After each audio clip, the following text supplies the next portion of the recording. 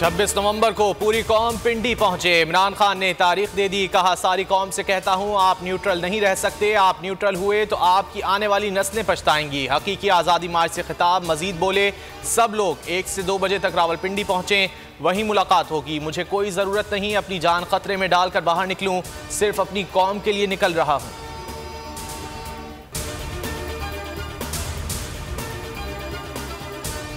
तहरीक इंसाफ का लॉन्ग मार्च 26 नवंबर तक मौखर। इमरान खान 25 नवंबर को लाहौर से निकलेंगे। शाह महमूद कुरैशी कहते हैं फैसला कुन घड़ियान पहुंची है।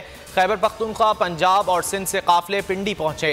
असद उमर ने कहा सारी कौम तैयार हो जाए और हुक्मरानों को बताए पाकिस्तानी जिंदा कौम है, भेड़ बकरियां नहीं।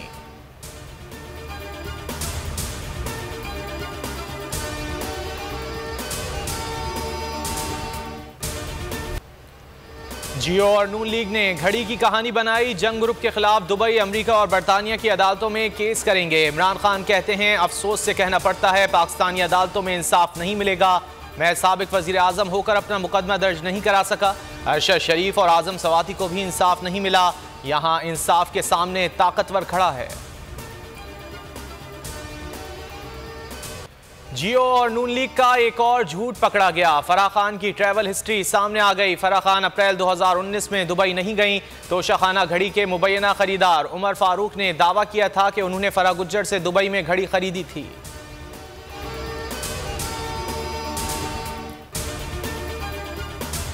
तोशाखाना केस में इल्जामात साबित करो वरना हर्जाना अदा करो। फरहत शहजादी की जानिब से जियो टीवी और एंकर के खिलाफ हतक इज्जत के दावे का ड्राफ्ट तैयार। अजहर सिद्दीक एडवोकेट के मुताबिक 5 अरब रुपए हर्जाने का नोटिस भिजवाया जाएगा। फौजदारी मुकदमात के लिए भी दरख्वास्त दायर की जाएगी। बैरून मुल्क मुकदमात के हवाले से मुशावरत जारी।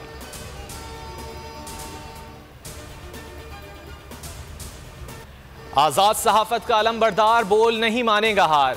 दबाव, पाबंदियां, एंकर पर्सन समी इब्राहिम और जमील फारूकी को चैनल से निकालने से बोल का इनकार।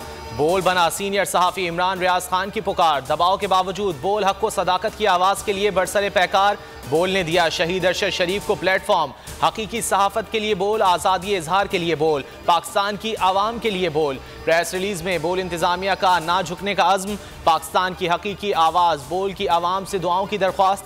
आवाम का बोल न्यूज़ से भरपूर इजहार यकजहती। पहले उसको था अरशद शरीफ को, आज शुएब शेख का मुझे पैगाम आया, उसको धमकियां दे रहे हैं कि उसको मारेंगे। इस सिर्फ के बोल टीवी हमें उठा रहा है। मैं जो भी आज इख्तिदार में बैठे हुए हैं और जो हैंडलर्स हैं इनके, मैं आप सबको पैगाम देना चाहता हूं कि ये पाकिस्तानी कौम है, इंसान है, भेड़ बकरियां नहीं है कि हमें डरा धमका कि आप जिधर मर्जी चाहे मोड़ दें। शुएब शेख की जिंदगी को खतरा है, इनको धमकियां दी जा रही हैं। चेयरमैन पीटीआई इमरान खान ने कौम को बड़े खतरे से आगाह कर दिया। कहा बोल के खिलाफ हुकूमत इंतकामी कार्रवाइयां कर रही है। शुएब शेख पर मुश्किल वक्त है, इंशाअल्लाह अच्छा दौर आने वाला है। बोल न्यूज़ डट कर हुकूमती इंतकामी कार्रवाइयों का मुकाबला कर रहा है, हक और सच की जंग लड़ रहा है।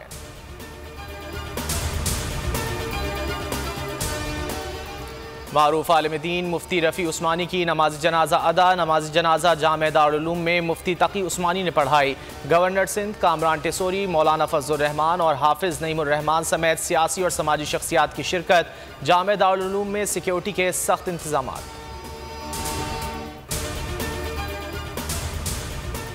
लाहौर में धुंध के डेरे। लाहौर से शेखुपुरा मोटरवे M2 बंद कर दी गई। पुलिस की शहरियों से फॉग लाइट्स के इस्तेमाल की अपील। गैर जरूरी सफर ना करने का मशवरा।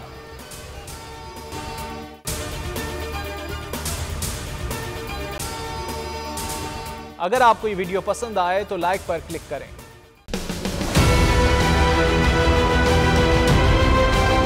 मैं आज बोल टीवी वाले शुएब शेख को, उन्होंने उसकी जिंदगी को खतरा अब हो गया।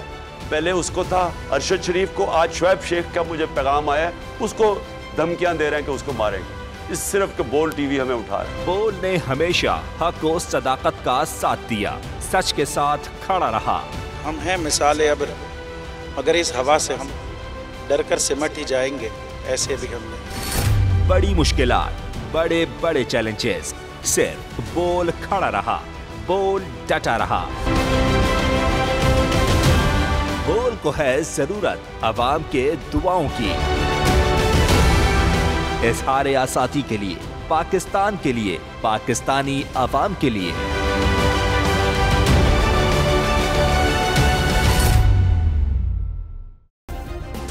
सब्सक्राइब करें और बेल दबाएं ताकि कोई खबर रह न जाए।